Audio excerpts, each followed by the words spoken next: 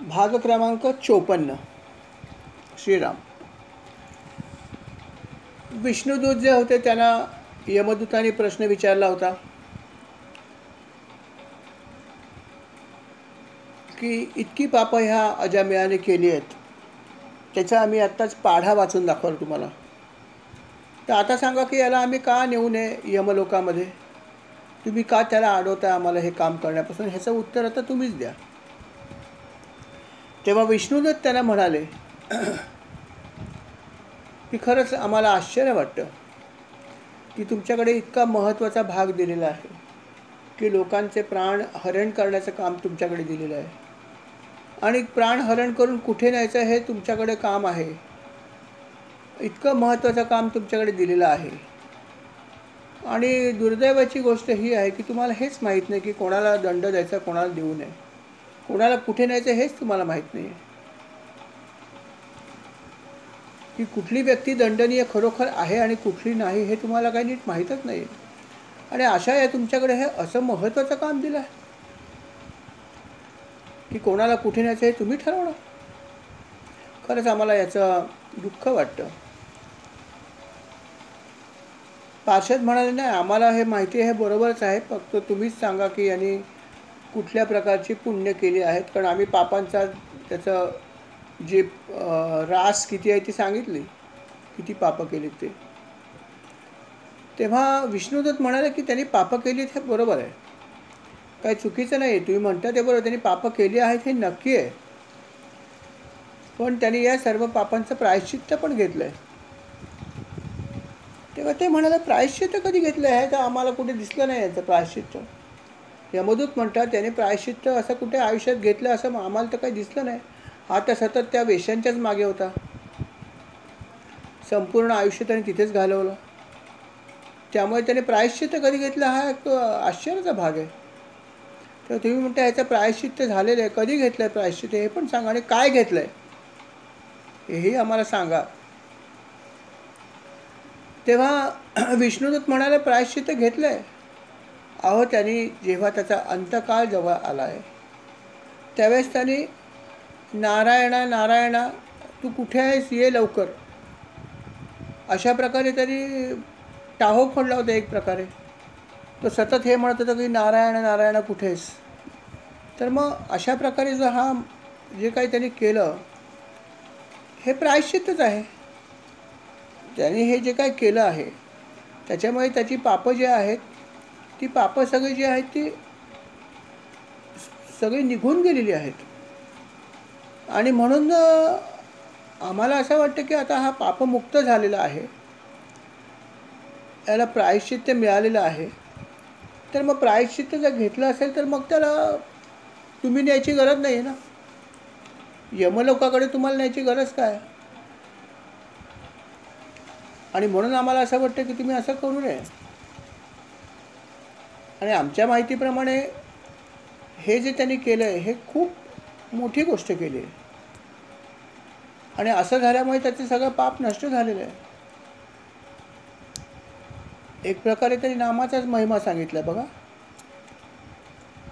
ते म्हणाले की बघा, लक्षात ठेवा, यमदूतांना ते सांगतायत की भगवंताचं नाम तुम्ही कुठल्याही हेतूने जरी घेतलं, येन केन प्रकारेनं, थट्टेमध्ये घेतलं, आनंदात घेतलं, दुःखात घेतलं, काहीही क्रिया करताना जरी घेतलं, कुठूनही घेतलं, कसंही घेतलं, तरी भगवंताच्या नावामध्ये खूप शक्ती आहे. त्यामुळे त्यातून जर अंत्यक्षणी घेतली तर काही बघायचीच गरज नाही. आणि याच्याकडून हे घडलं आहे, याने अंतकाळी नारायण नारायण असा जप करत होता तो. तेव्हा यमदूत म्हणाले, अहो ते त्याच्या मुलाचं नाव आहे, त्याच्यामध्ये काय मोठी गोष्ट त्याने केली. तेव्हा विष्णुदूत म्हणाले, मुलाचं नाव असं की अजून काय असं, परंतु घेतलं की नाही नारायणाचं नाव, बस झालं काम. शास्त्र असं सांगतं की जर तुम्ही अंत्यकाळी जर भगवंताचं नाम घेतलं तर त्याला यमयातना मिळत नाहीत. मग तो कशाही कारणास्तव घेऊ, कदाचित त्याला ठेस लागल्यामुळे तो म्हणला असेल नारायण नारायण, माहीत नाही, खाली पडला असेल, पोळला असेल, कशानेही होऊ शकतं, पण त्याने घेतलं हे महत्त्वाचं. कारण भगवंताच्या नामामध्ये खूप शक्ती आहे आणि त्याच्यामुळे जी प्रायश्चित्त वगैरे जे आपण करतो त्याच्यापेक्षा सुद्धा जास्त शक्ती जी आहे ती या नामाने पापं लवकर नाहीशी होतात. तेव्हा बाकीची जी काय प्रायश्चित्त आहेत तरीसुद्धा यायला वेळ लागतो. आणि म्हणून आमचं असं म्हणणं आहे की तुम्ही त्याला घेऊन जाण्याचा प्रश्न येतच नाही आहे. तुम्ही चुकीचं करत आहात आणि असं आम्ही तुम्हाला करू देणार नाही. कारण आम्हाला 100% हे माहिती आहे की भगवंताचं नामसंकीर्तन केलं तर मनुष्याची पापं भस्मसात होतात.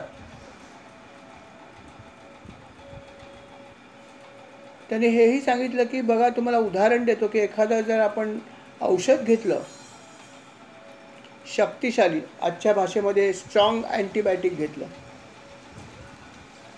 आणि जर समजा एखादा रोग त्या प्रकारचा झाला असेल तर अँटीबायोटिक घेतल्याचा परिणाम काही ना काहीतरी होणारच आहे ना. रोगावर होईल आणि अर्थात दुसरा पण दुष्परिणाम होईल यात शंका नाही आहे, परंतु रोगावर पण इफेक्ट होतो हाही फॅक्टच आहे ना. भगवंताचे पार्षद पण तेच म्हणतात की जेव्हा त्यांनी हे अशा प्रकारचं औषध घेतलं नामाचं, त्याचा त्याच्यावरती परिणाम होणारच. भले अजाणतेपणे घेतलं असेल पण जरी भगवंताचं नाम घेतलं ना मग त्याचं फळ मिळणारच. आणि म्हणून तुम्ही त्याला नेऊ शकत नाही, त्याला परत ठेवून द्या. तुमचे पाश जे आहेत ते पाशातून त्याला मोकळं करा. अशा एक प्रकारे विष्णूंच्या दूताने त्यांना आज्ञाच केली म्हणायला हरकत नाही. आणि अशा प्रकारे जेव्हा विष्णुदूतांनी अगदी निक्षून सांगितलं की तुम्हाला हे करायचंच आहे, तेव्हा यमदूतांचं काही चाललं नाही. यमदूत म्हणाले ठीक आहे, तशी आपली आज्ञा.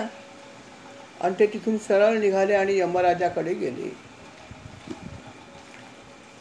यमदूत परत गेले, फास त्यांनी काढून घेतला. अजामेयाचा प्राण गेला नाही आणि अजामेय जो आहे तो शुद्धीवर आला. एक प्रकारे त्याला बेशुद्धीच होती त्यावेळेस, अर्धवट शुद्धी असेल. आणि त्याला त्यावेळेस यमदूत जसे दिसले तसे विष्णुदूत पण दिसले, नशीबवान होता. आणि दिसले इतकंच नव्हे तर त्याला ह्या भगवंताच्या पार्षदांनी जो काही थोडासा संवाद केला होता तो पण ऐकायला आला. आणि अर्थात अशा प्रकारे भगवंताच्या दूतांकडून हा भगवंताचा महिमा त्याने ऐकल्यामुळे त्याच्या हृदयामध्ये परिवर्तन घडलं. अजामेयाच्या आणि भक्तीचा उदय झाला. आणि भक्तीचा उदय झाल्यावरती अर्थात त्याला आपली केलेली सगळी पापं आठवली आणि त्याचा पश्चात्ताप झाला. हा महत्त्वाचा भाग आहे. कारण अशी अनेक माणसं असतात की पापं करतात, त्याचा थोडा वेळ कधी कधी त्यांना वाटतं की खराब केलं पण नंतर परत करायला तयार होतं. काय नाही, तेवढ्यापुरतीच त्याला ते वाटतं. स्मशान वैरागी ज्याला म्हणतात, तेवढ्यापुरती वाटतं कसं काय आणि कसलं काय, हे सगळं खोटं आहे, हे सगळं सोडून जायचं आहे, कशाला भांडायचं, हे सगळं म्हणायचं बघतं स्मशानामध्ये. स्मशानाच्या बाहेर आलं की कोण तू आणि कोण मी, तुला मी बघून घेईन, तू कोण शहाणा मी कोण शहाणा, ही भाषा परत सुरू होते. म्हणून त्या स्मशान वैराग्य शब्द आहे की तिथे गेल्यावर सगळं वैराग्य आठवतं, अध्यात्म आठवतं तिकडे गेल्यावर, पण बाहेर आल्यावर कदाचित विसरायला होतं. आणि म्हणून हा जो अजामेय, जेव्हा ह्याने हे सगळं ऐकलं, भगवंताच्या पार्षदांच्या तोंडून नामाचा महिमा ऐकला, त्यांचा संवाद ऐकला, तेव्हा त्याच्यावर मात्र ह्याचा परिणाम घडला. त्याचं जे हृदय परिवर्तन झालं, भक्ती उदयाला आली त्याच्या हृदयामध्ये. आणि मग त्याला इतका खेद झाला आणि मग तो म्हणायला लागला, अरे रे काय केलं मी, काय केलं मी, अरे एक ब्राह्मण पुत्र, मी ब्राह्मण आणि मी एका दाशीच्या नादी लागलो, तिच्याशी रत झालं, तिच्या रत राहून तिच्यापासून अनेक पुत्रजन्म मी होऊ दिले, किती मी धिक्कारास्पद कृत्य केलं आणि माझं ब्राह्मणत्व पण त्यामुळे नष्ट झालं. खरंच माझा धिक्कार असो. मी खूप पाप केलं, माझ्यासारखं पापी कदाचित कोणीही नसेल. माझी इतकी चांगली पत्नी असतानासुद्धा त्या पत्नीला वाऱ्यावर सोडून मी या वेश्येबरोबर संबंध ठेवला, शिवाय जोडीला मद्यपान पण केलं. अजून एक पाप घडलं. किती मी नीचपणा केला.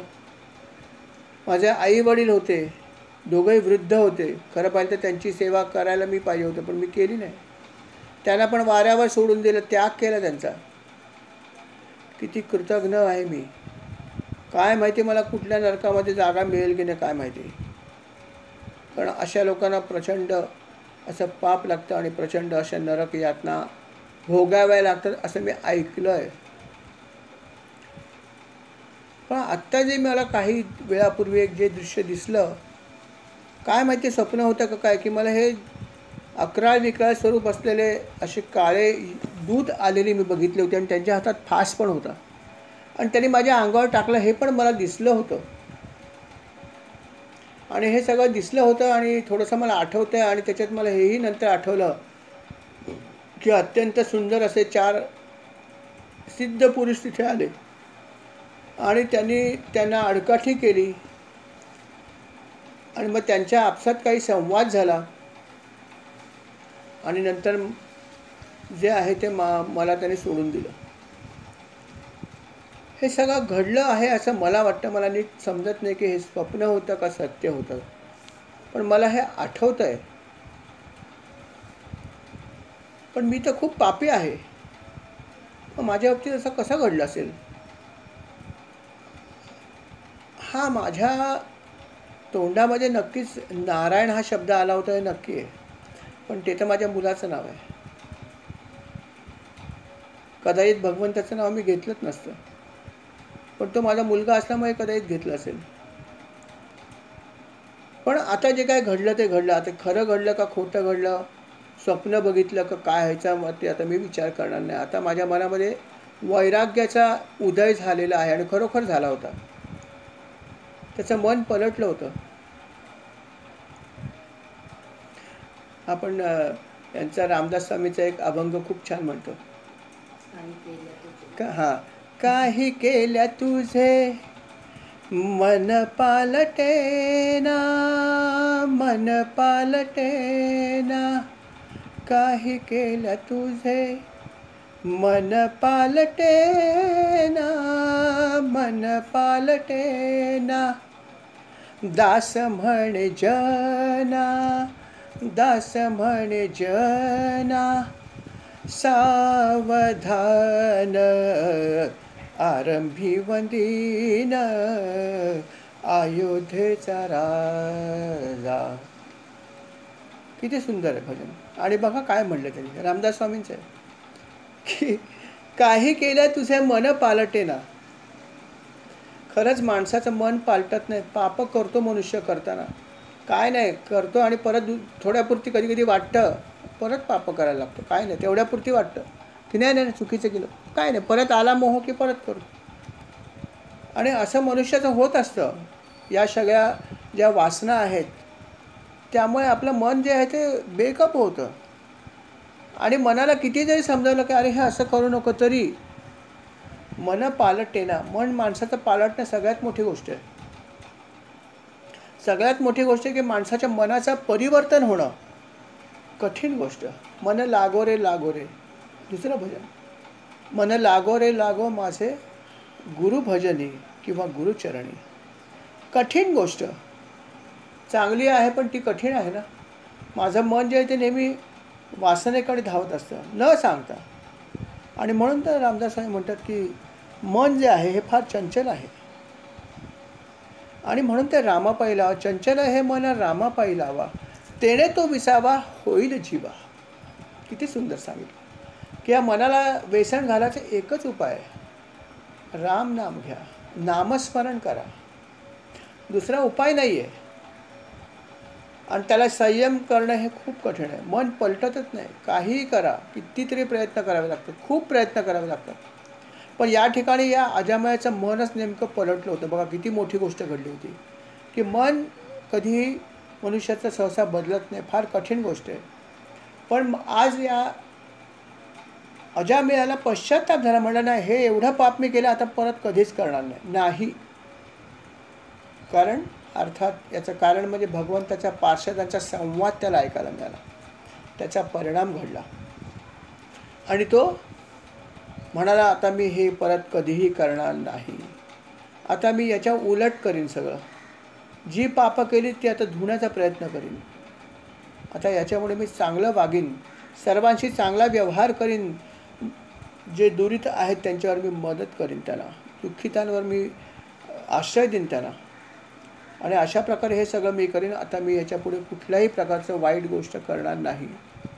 आता मी फक्त भगवंताचं नाम घेईन, भगवंताचं नामसंकीर्तन करीन, कीर्तन करीन, श्रवण करीन, मनन करीन, हे सगळं मी करीन, बाकी काही करणार नाही. आणि अशा प्रकारे त्याच्या मनात ही इच्छा निर्माण झाली आणि अर्थात त्याने त्याप्रमाणे करायचं ठरवलं आणि करायला सुरुवात केली. त्याने इथली सगळी कर्तव्य आपली पार केली, जी काही त्याची शिल्लक होती ती, आणि तिथून तो सरळ सगळं सोडून हरिद्वारला गेला. कालपर्यंत जो वेश्यांच्या संगतीत होता त्याला इतकी उपरती झाली की तो सरळ सरळ हरिद्वारला गेला आणि अर्थात तिथे जाऊन त्यांनी भगवंताचं नाम घेण्यापलीकडे दुसरं काहीही केलं नाही. तिथे राहायचा आणि फक्त भगवंताचं स्मरण करायचा, भगवंताचं नाम घ्यायचा.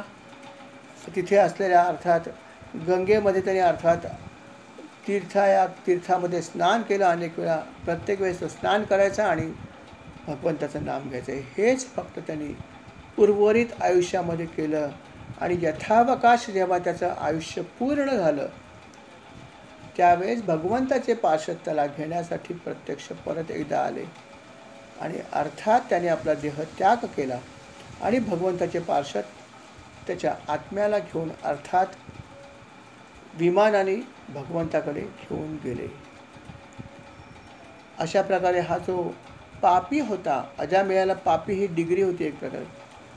पापी अजामिळा आपण हे म्हणतो नाही का पंचपदी, पापी अजामिळा मुक्त केले कोणी, गणिका गजेंद्रासी मुक्त केले कोणी. सगळ्याला मुक्त केलं भगवंताने. फक्त मनपूर्वक नाम घ्या. गजेंद्राला मुक्त केले कोणी भगवंताने. एक त्याने फक्त अतिशय मनपूर्वक भगवंताला हाक मारली, एक कमळ सोंडेमध्ये घेतलं आणि भगवंताच्या दिशेने फेकलं. भगवंता कुठेच आहे, मला वाचव. भगवंत प्रगट झाले. 1000 वर्ष नाही प्रगट झाले, पण नाम घेतलं आणि प्रगट झाले. आणि अर्थात सुदर्शन चक्राचा वापर करून त्याने त्या नकराचा वध केला. हा भगवंताचा इतिहास आहे. आणि अशा ह्या अजामिळाचा पण भगवंताने अशा प्रकारे उद्धार केला.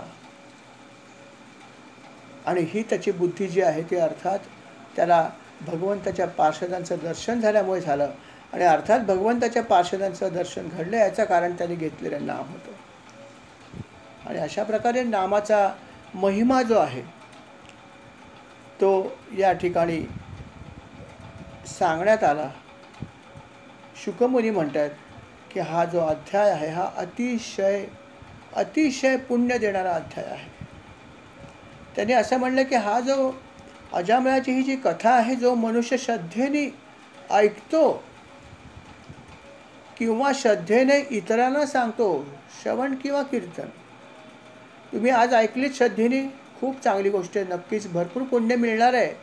परंतु जर तुम्हाला वाटलं की मला ही कथा कोणाला तरी सांगायची आहे, की नामाचं महत्त्व काय, तर त्यामध्ये पण त्याला प्रचंड पुण्य आहे. त्याने असं म्हणलं की अशी व्यक्ती जी अशा कथेचं श्रवण किंवा कीर्तन करते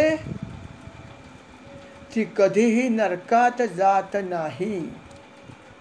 यमराजाचे दूत त्याच्याकडे पाहत सुद्धा नाहीत,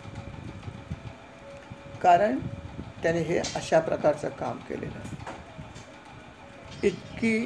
इतका पवित्र हा अध्याय आहे आणि इतकं पवित्र भगवंताचं नाम आहे की अजामिळासारख्या पापी माणसाने मृत्यूसमयी भले पुत्राच्या नावाचा उच्चार करण्यासाठी का होईना पण भगवंताच्या नामाचा उच्चार केला तर त्याला अशा प्रकारे जसं पापापासून मुक्ती मिळते. तर जर लोकांनी श्रद्धेने भगवंताचा नामाचा उच्चार केला तर काय होईल विचार करा. अशा प्रकारे या भगवंताच्या नामाचा महिमा भागवतामध्ये परत एकदा आलेला आहे आणि तो ठाई ठाई सांगितला. हे महत्त्वाचे आहे. ठाई ठाई या सगळ्या गोष्टीचा उल्लेख आलेला आहे भागवतामध्ये. हे मला फार खूप छान वाटली गोष्ट आहे की भागवत कथा जेव्हा सुरुवात केली ऐकायला किंवा सांगायला तेव्हा खरोखर इतक्या काही गोष्टी माहीत नव्हत्या. आजही काय माहिती आहे तसं म्हणत नाही मी. काही थोडा अंश समजला असेल मला महाराजांच्या कृपेने. परंतु नामाचं महत्त्व खरंच ह्या सगळ्या गोष्टी आपण जेव्हा ऐकतो तेव्हा आपल्याला समजतं की महाराजांनी आपल्याला किती छान मार्ग दिला आहे. नामच घ्यायला सांगितलं आहे फक्त ना, की ज्याच्यामध्ये किती शक्ती आहे की इतकी केलेली पापं त्याची नाहीशी झाली. आणि असं नाम घ्यायला आपल्याला महाराजांनी सांगितलं आहे, ते आपण घेतलं पाहिजे.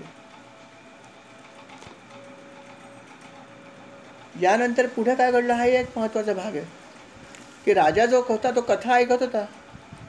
राजा म्हणाला की शुकमुनींना म्हणा की मुनीवर मला ही कथा तर समजली ठीक आहे, परंतु माझ्या मनात थोड्याशा शंका पण आहेत. त्याचंसुद्धा तुम्ही आता निरसन करा. म्हणे मला एक सांगा तुम्ही की यमधर्म जो आहे त्याचे जे पार्षद आहेत त्यांनी त्यांच्या राजाच्या समजा आज्ञेचं कदाचित पालन केलं असेल आणि भगवंताच्या पार्षदांनी त्याने ते करू दिलं नाही, त्यांना त्याने घालवून दिला. दूतांचा एक प्रकारे अपमानच केला नाही का?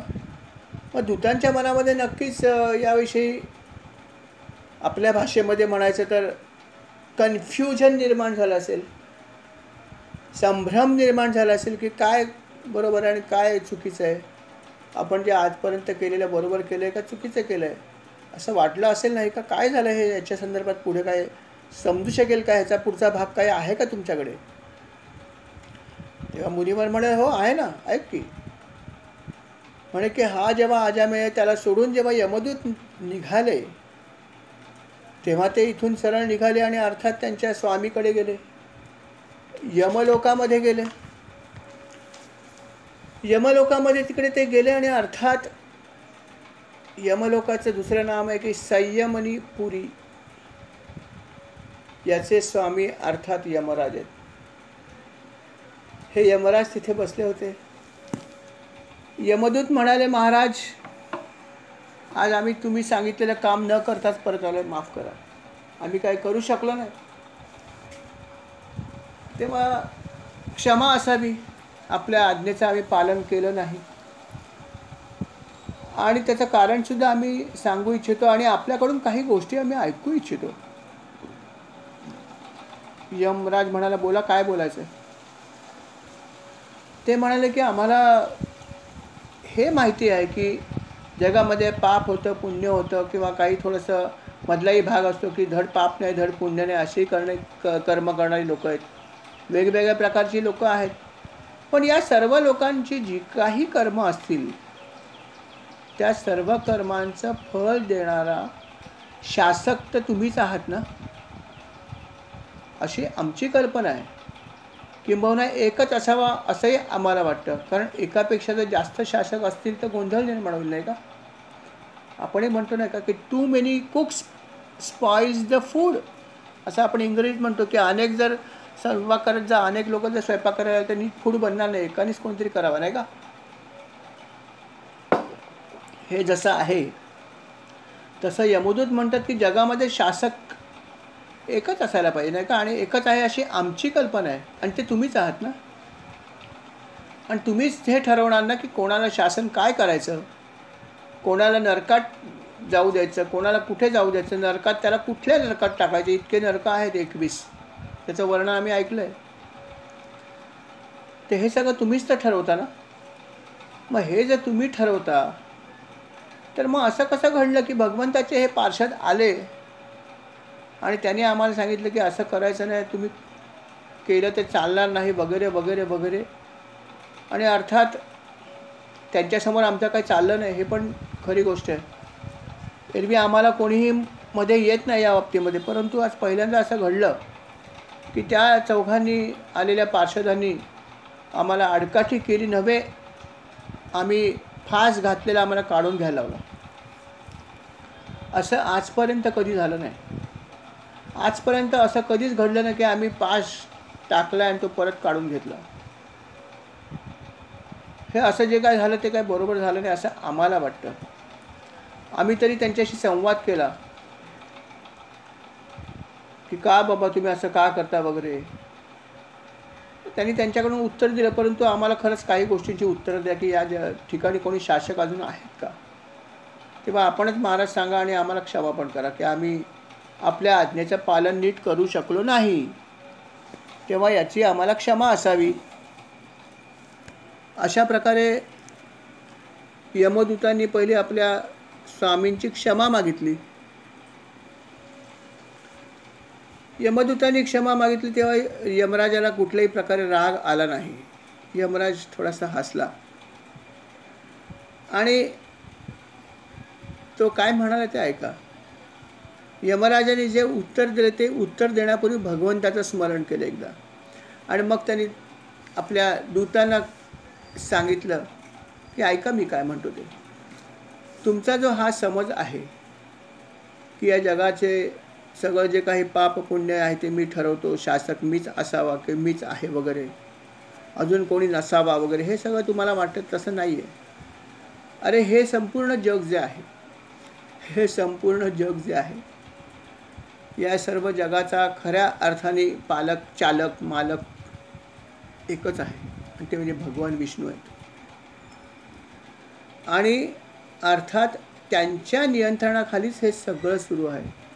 सगळे देव त्यांच्या नियंत्रणाखाली आहेत. ते सगळं त्यांच्या आज्ञेप्रमाणे कामं करतात आणि सगळं काही त्यांनीच केलेलं आहे तयार.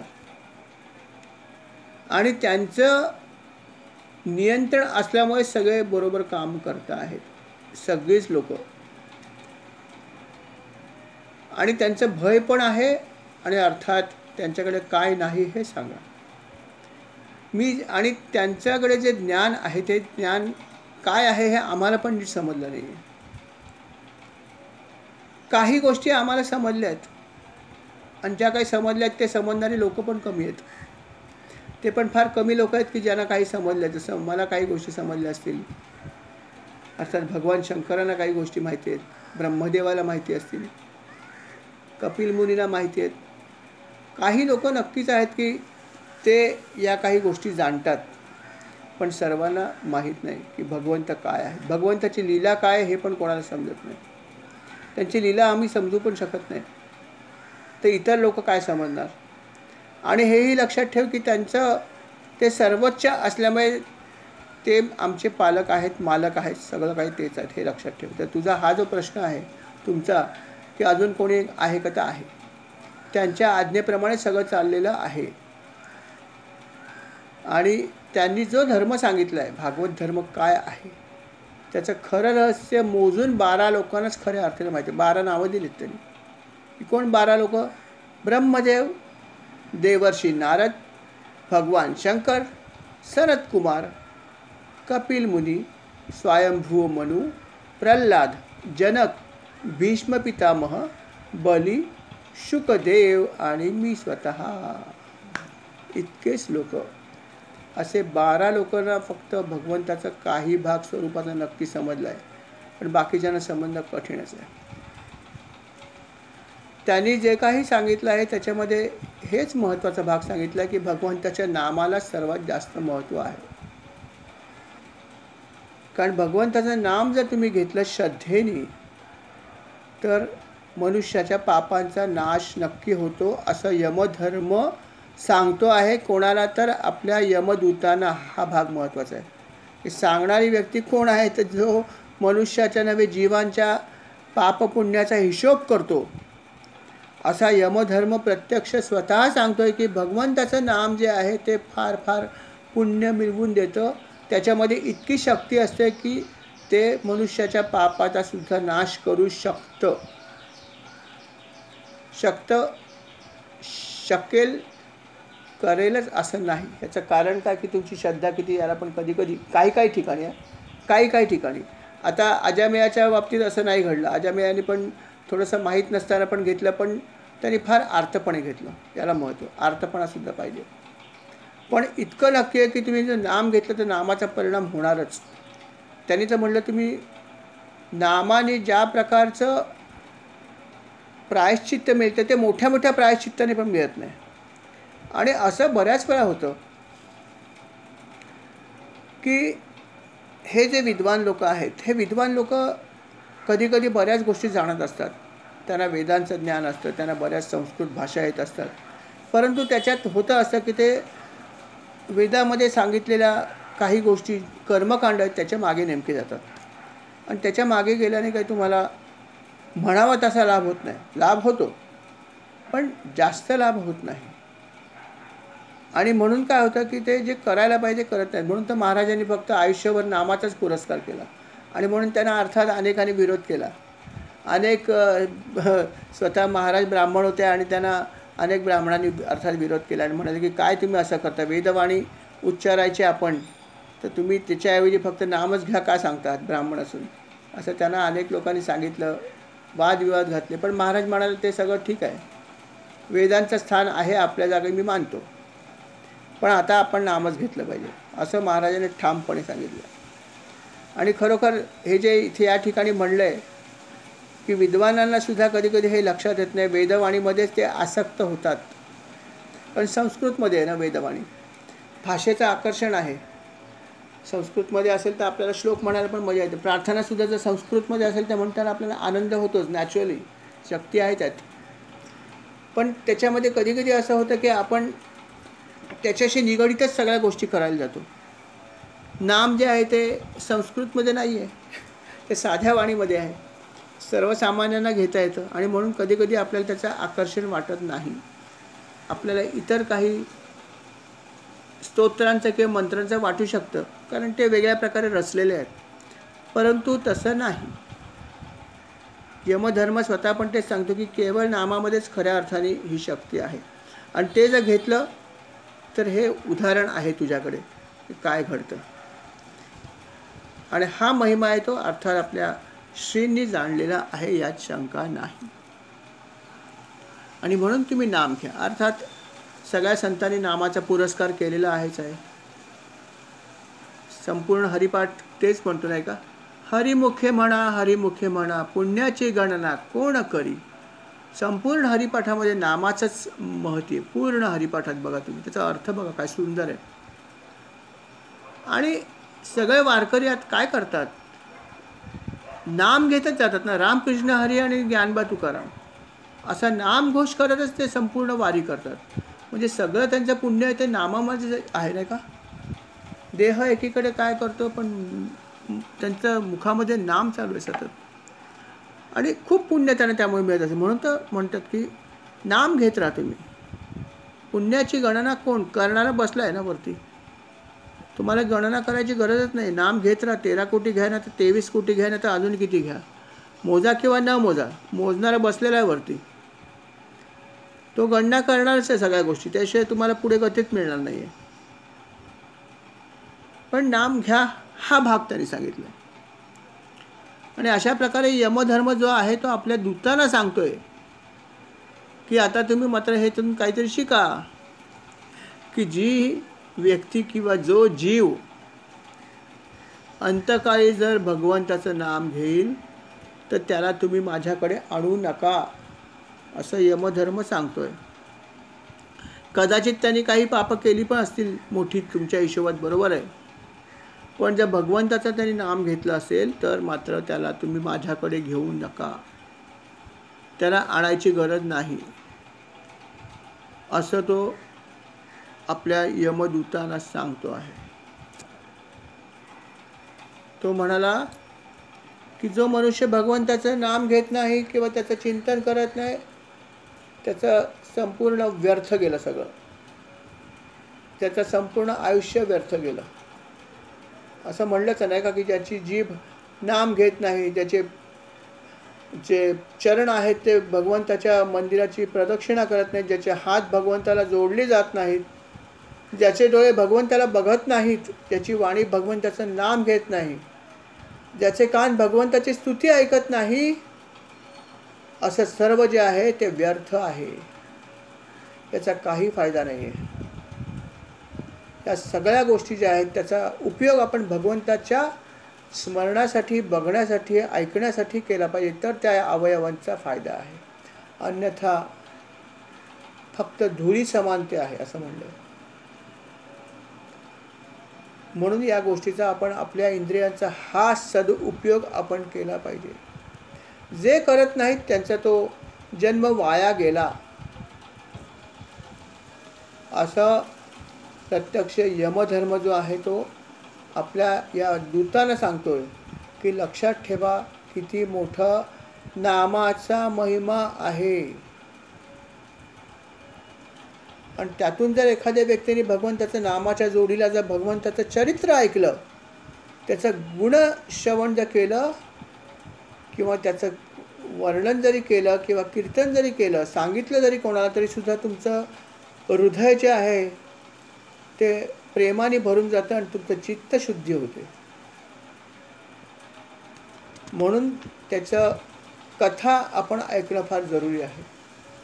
भगवंताच्या सुंदर सुंदर कथा आहेत, त्या कथा आपण ऐका, त्याच्या लीला आपण ऐका. त्याच्यामुळे आपलं हृदय जे आहे ते प्रेमाने भरून जाईल.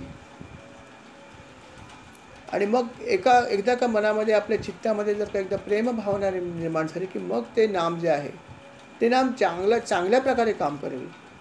कारण आपलं आता होम ग्राउंड जे आहे ते तयार झालं आहे.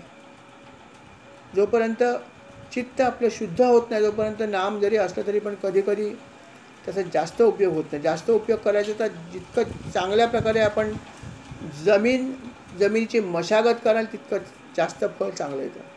आणि म्हणून त्यांनी असं म्हणलं की तुम्ही जोडीला नामसंकीर्तनाच्या जोडीला गुणसंकीर्तन करा, भगवंताच्या लीला ऐका, भगवंताच्या लीला सांगा, हे करा. याच्याने सुद्धा खूप फरक पडतो. आणि असं प्रत्यक्ष यमधर्म सांगतो आहे. यमधर्माने हेही सांगितलं की पापांचं प्रायश्चित्त होतं. तेव्हा परीक्षित राजा म्हणाला प्रायश्चित्त होत असेल तर मग काय भीती आली. तेव्हा ते म्हणाले की प्रायश्चित्त होतं, बरोबर आहे. प्रायश्चित्तासाठी काही दान धर्म सांगितलं आहे, अजून काही गोष्टी आहेत. पण प्रायश्चित्त जरी केलं तरी पण चित्त शुद्ध होत नाही, हेही सांगितलं त्यांनी. प्रायश्चित्त कदाचित मिळून जाईल, परंतु चित्तशुद्धी न झाल्यामुळे परत तुम्ही ते पाप करू शकता. कारण का की तुमची चित्तशुद्धी झालेली नाही आहे. आणि चित्तशुद्धी जर व्हायची असेल तर प्रायश्चित्त घेण्याच्या जोडीने नाम घेतलं पाहिजे. नाम जर घेतलं तर तुमचं चित्त शुद्ध सुद्धा होतं. आणि प्रायश्चित्त घेतल्यामुळे पाप तुमचं जे आहे ते नाहीसं होऊ शकतं. आणि म्हणून नुसतं प्रायश्चित्त घेऊ नका की प्रायश्चित्त आहे म्हणून पाप करायला हरकत नाही, असं जर वाटत असेल चुकीचं आहे.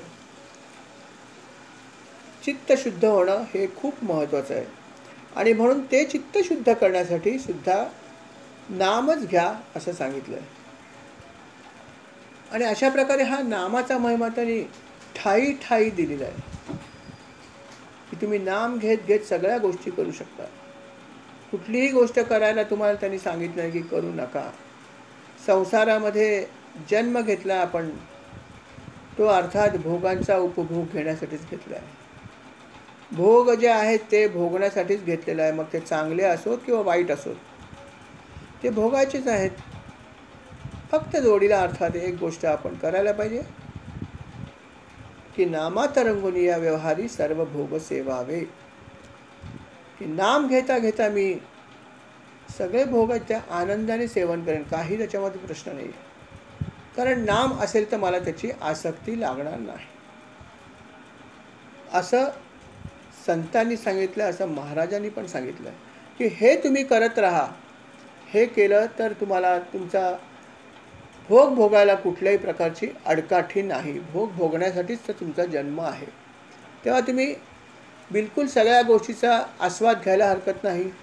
संपत्ती आहे तिचा उपभोग घ्या. कोणी सांगितलं तुम्हाला की संपत्ती असताना सुद्धा कफल्लकासारखे राहा? कोणी तुम्हाला सांगितलं की चैन करू नका?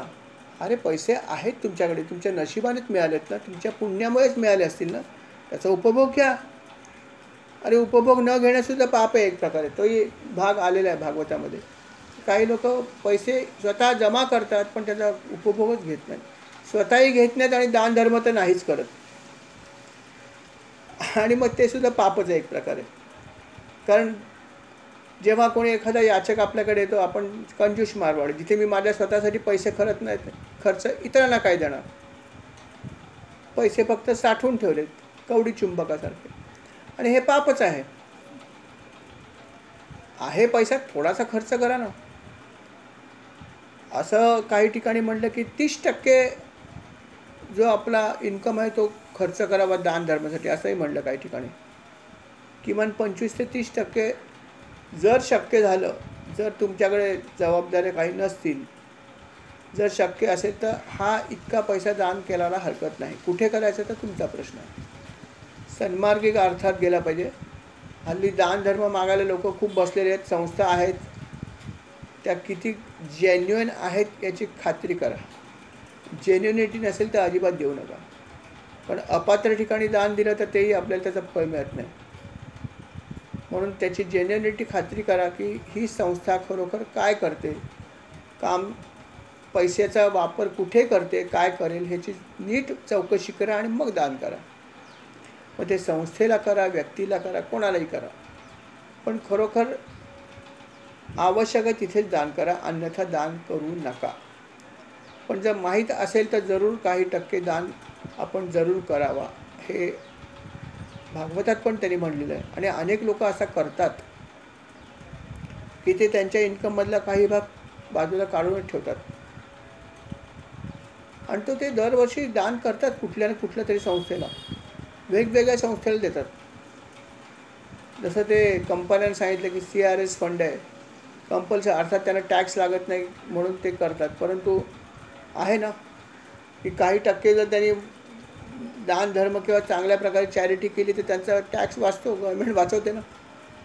दानधर्माला महत्त्व आहेच ना. जसं गव्हर्नमेंट त्यांना टॅक्स रिडक्शन देते, आपण जर आपल्याकडे थोडेफार पैसे असतील त्याचा जर विनियोग चांगल्या ठिकाणी केला तर आपलं वरचं गव्हर्नमेंट जे आहे ते नक्की आपल्याला त्याच्यासाठी काहीतरी नक्कीच देईल यात शंका नाही आहे. नक्कीच दानधर्माचं फळसुद्धा चांगलं आहे यात शंका नाही आहे. म्हणून दानधर्म जो घडेल तो करावा. अगदी मला इतकेच पैसे द्या शक्य नाही, ठीक आहे, जेवढे आहेत तेवढे, पण दानधर्म जरूर द्यावा. महाराष्ट्र म्हणतात कुठल्याही याचकाला शक्यतोवर विनमुख पाठवू नका. शक्यतो अगदी नाहीच आहेत माझ्याकडे पैसे, काहीच द्यायला नाही तर भाग वेगळा. पण असं महाराज म्हणतात जर कोणी तुमच्याकडे येऊन मागितले तर त्याला एकदम नाही म्हणू नका. द्या थोडंफार काहीतरी, तुम्हाला जसं जमेल तसं तुमच्या हिशोबात बघून द्या, परंतु थोडंफार द्यायला हरकत नाही. भिकाऱ्याला पण द्यायला हरकत नाही. त्यांचं म्हणणं असं आहे की जर कोणी येऊन तुमच्यासमोर मागितलेच तर द्या, थोडे दिले तर काय होतं, काय होत नाही. पण दान मागितलेलं द्यावं आपण, असं म्हणलेलं आहे. आणि अशा प्रकारे त्यांनी दानाचं सुद्धा महत्त्व सांगितलं की दान धर्मसुद्धा करा, विषय पण भोगा, पण अर्थात हे सगळं करत असताना तुम्ही नाम जोडीला जरूर घ्या. सगळ्या ठिकाणी नाम घेतलं तर तुम्हाला कुठलाही दोष लागणार नाही, असं यमधर्माने सांगितलं आपल्या पार्षदांना.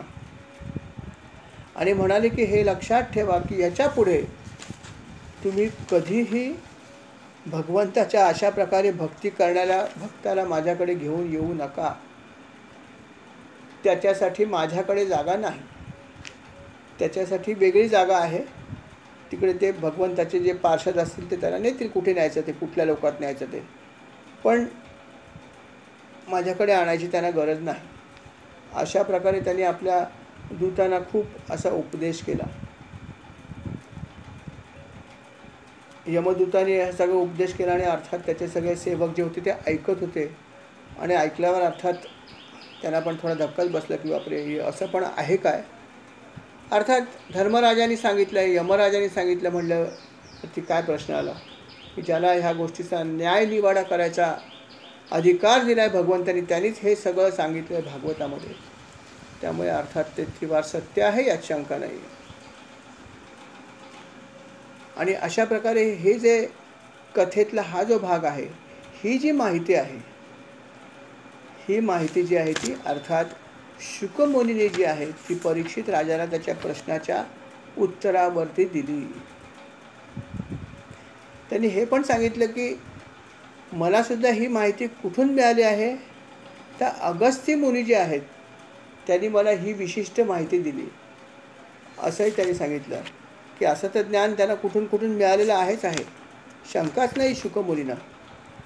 परंतु हे जे ज्ञान होतं विशेषतः, हे ज्ञान त्यांनी सांगितलं की भगवान अगस्त्य मुनी जे आहेत, अगस्ती, ज्यांनी मला हे सगळं सांगितलं आहे, आणि अर्थात आज तू मला प्रश्न केला म्हणून मी तुला हे सांगतो आहे. आणि अशा प्रकारे हे दिव्य ज्ञान जे आहे ते शुकमुनींनी परीक्षित राजाला दिलं. अशा प्रकारे ही अजामेळाची जी कथा आहे खूप बोधप्रद आहे, खूप सुंदर कथा आहे. त्यातून अनेक प्रकारच्या गोष्टी आपल्याला घेता येतील.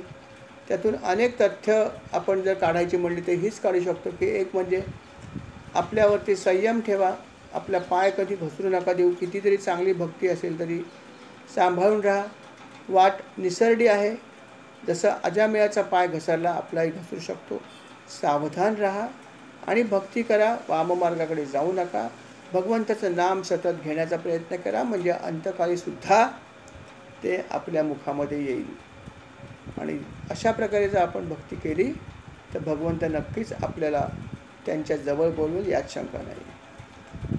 या ठिकाणी हा अध्याय किंवा ही कथा, हे आख्यान जे आहे अजामेळाचा कथा आणि हा संवाद जो आहे भगवंताचे पार्षद आणि यमदूत, हा या ठिकाणी समाप्त होत आहे. श्री राम समर्थ याच्या पुढे पुढचा जो काही भाग आहे त्याच्यामध्ये वेगळ्या प्रकारचे काही विषय आहेत, ज्याच्यामध्ये काही दक्ष राजा जो आहे त्या संदर्भात काही कथा आणि काही गोष्टी पुढे येणार आहेत. ते अर्थात आपण पुढच्या भागामध्ये बघूया. या ठिकाणी आज आपण स्वल्पविराम घेऊया. श्रीराम समर्थ. श्रीराम.